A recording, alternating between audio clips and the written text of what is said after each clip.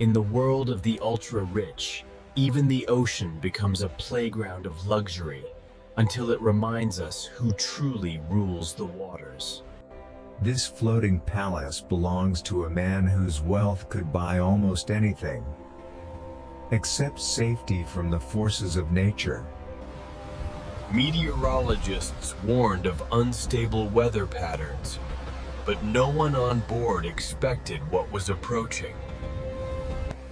The sea grew restless.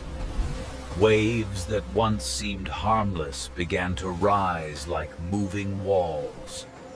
Are you seeing this? It's massive! Where did it come from? Rogue waves are the ocean's most unpredictable terror. Giants born from chaos, striking without warning. When it hit, it wasn't just water. It was a wall of force strong enough to crush steel. In seconds, the billion-dollar masterpiece descended into chaos. Luxury vanished.